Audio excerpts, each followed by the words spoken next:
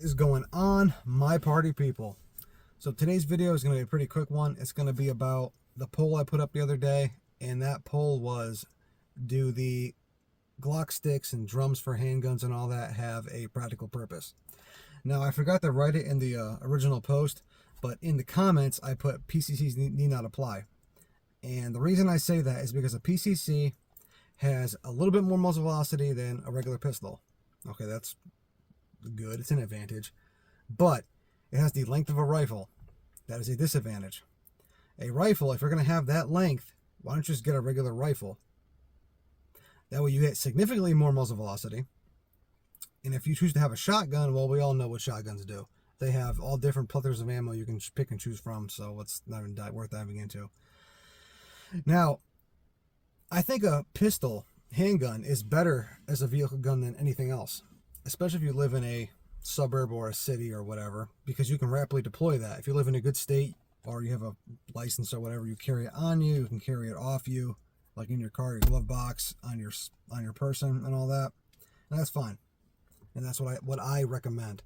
Because if you have a rifle or a shotgun or something tucked away for your vehicle gun and something does pop off like immediately, you're in kind of a shitty situation, because it's maybe under your seat, in a case, in your trunk, in a case, and you got to jump through all these hoops to readily access it. With a handgun, it's here I am. Now these 30-round magazines, obviously, you don't carry this. You keep this maybe in your side saddle right there, or once again in the glove box or something. So if something does pop off, you can drop mag, new mag. Okay, you're good to go, right? So the application for this is not to be carried. It's to be readily accessible. Just like that. If your state so allows. I do live in a free state, so leftist states, sorry, you need not apply. But that's my little POU for them, because what we're seeing now in this current day and age is we're seeing multiple attackers. It's not mano-y-mano, and it's not mano-y-duo. It's you versus the adversary versus his friend versus the cousin's friend versus the friend of the friend of the cousin's friend. So you're getting attacked by mobs these days. And sometimes having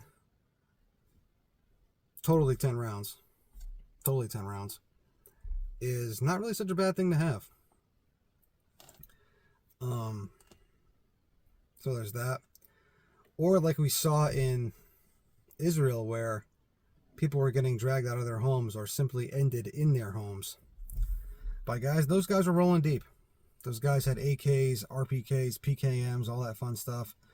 And the people stood no means of defense, despite everyone in that country being military trained. And the police, once again, when seconds matter, they're only minutes, if not hours away. But